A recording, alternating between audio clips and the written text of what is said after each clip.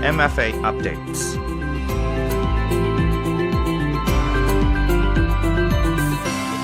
Hello, good morning. Welcome to MFA Update, a weekly program where we bring you Thailand's foreign affairs and activities. And today, you're here with me, Grace Nishaka-Pumi. This week, we are going to welcome Kun Salinee Phonprapai, Deputy Director General of the Department of International Economic Affairs, to be discussing about the OECD membership and opportunities for Thailand.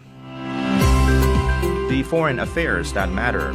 Special guests from the Ministry of Foreign Affairs. This is the MFA updates. Hello, Kun Salinee. How are you today? I'm very well, thank you. Thank you for having me. Yes. So today we are going to talk about the OECD. So could you first start by telling us about what the OECD or the Organization for Economic Cooperation and Development is and also its origin and purposes, please? Sure. The Organization for Economic Cooperation and Development, or the OECD, was established 63 years ago, back in 1961. Now it has about 38 members. A number of them are developed countries. From Asia, there are members are Japan and Korea. But from Southeast Asia, there are no members yet. Currently, Thailand and Indonesia are applying to be members. In fact, the OECD has a prominent role in providing information for research, advice, consultation, and exchange of best practices and policy recommendation to help increase the well-being, the quality, and prosperity in accordance with its vision to create better policies for better lives. Some call the OECD as a policy lab because it is a platform where countries discuss how to improve policies in many areas. And it is a very important forum to discuss and propose guidelines and practices to increase the standards of various issues, especially in public sector management, in investment, environment, education, innovation, tax collection, governance, fair competition, sustainability, and development cooperation.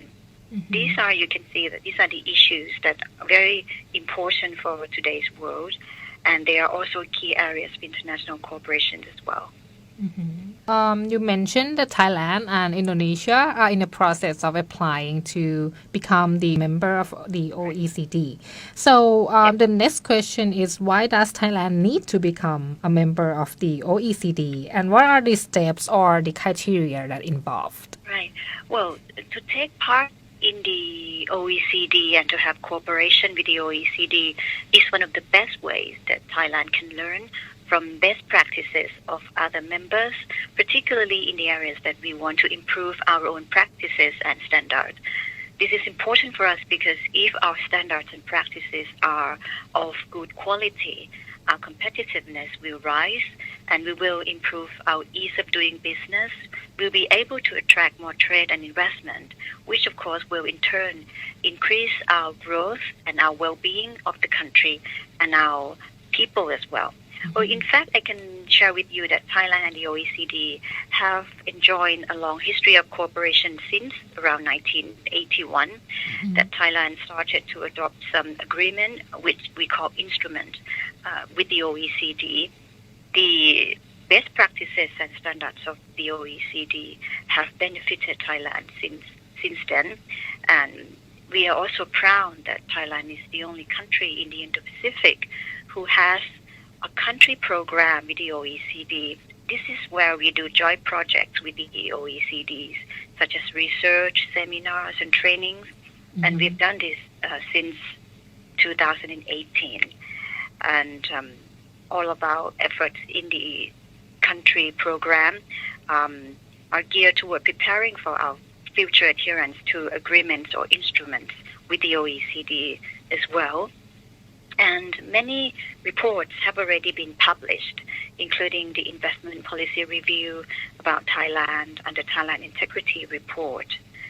Currently, our public agencies are participating in quite a number of OECD projects and mechanisms, and we are also undergoing our internal process to join the framework, such as the inclusive framework for carbon mitigation approaches, and to become a participant in the education policy committee as well.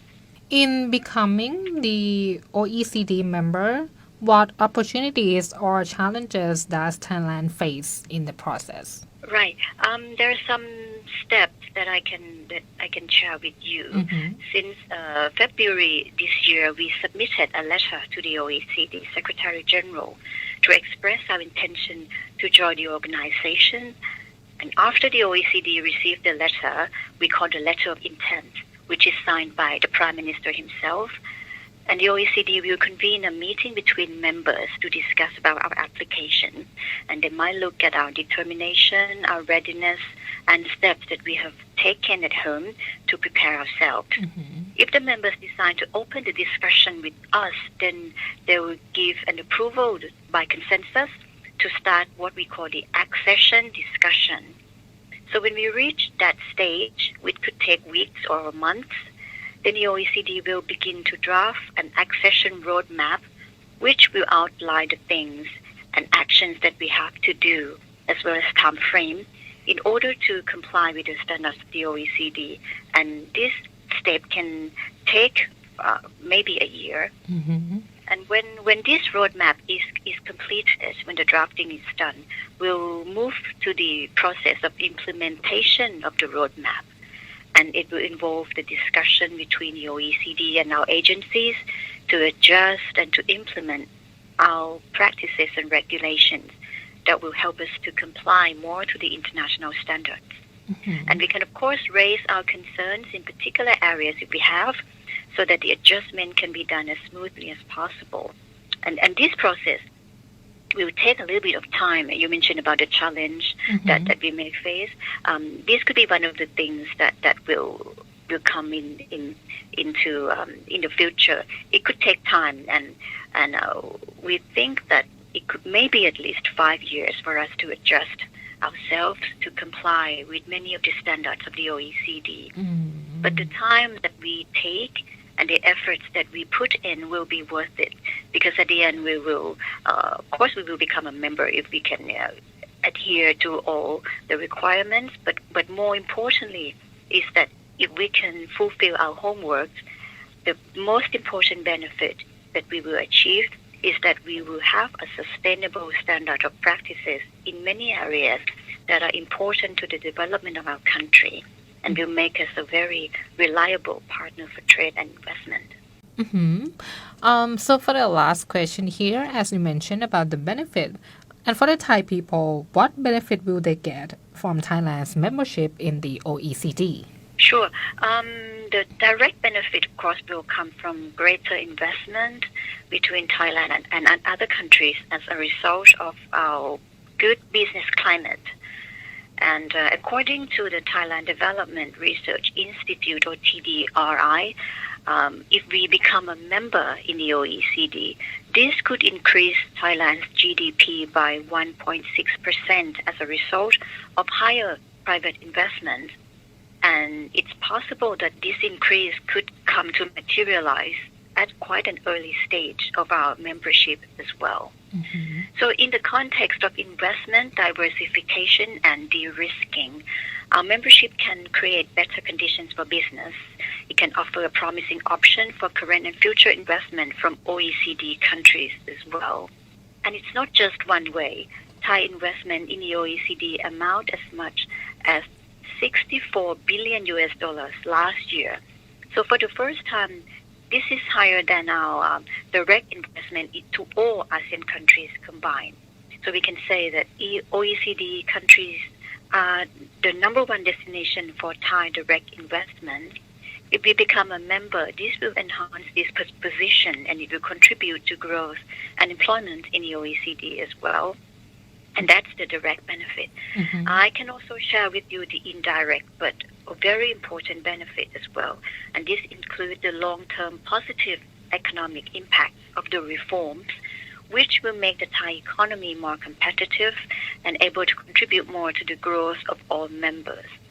In particular, the reforms will help to enable our country to surmount the so-called middle income trap and prepare the economy for emerging challenges. So on this point, let me give you some examples of the key policy areas that Thailand wishes to reform with the support from the OECD. For example, in investment and business policy, we intend to reduce restrictions for investment, improve standards in corporate governance and responsible business conduct, promote fair competition and ease of doing business. Also, we wish to improve the performance of our education system. That's very important. This will facilitate innovation and skill development, and we can join the conversation on new technologies and governance of artificial intelligence or AI, which is a very important issue of today's world. And with respect to sustainability, we want the OECD to support Thailand's green transition and climate protection policy in order to achieve carbon neutrality by 2050 and net zero by 2065. Of course, we want to learn from the OECD about the facilitation of cross-border capital movement as well in order to support business activities without sacrificing monetary policy space. And lastly, we also want to improve in the area of good governance. We are determined to step up our anti-corruption efforts and promotion of transparency. We aim to become a party to all relevant instruments, including the OECD Anti-Bribery Convention. And last one, on the International Tax Cooperation, where the OECD is the key forum, Thailand wants to be actively involved in the rulemaking and for Thai agencies to have a head start in implementing emerging regulations as well. All right. So thank you so much, Kun Salinee, for sharing your insight about the OECD membership and the opportunities for Thailand. Thank you so much again for joining us today. My pleasure. Thank you very much. Thank you.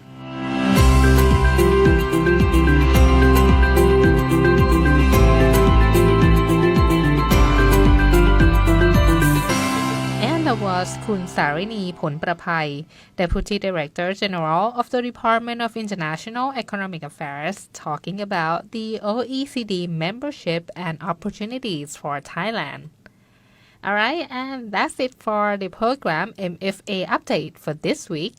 If you want to listen to more episodes, please check out the YouTube channel MFA Thailand and also our Facebook page FM88 Radio Thailand English.Thank you so much for listening, and I will see you next time. I'm Grace Nishaka Phumi. Have a good day. สวัสดีค่ะ MFA updates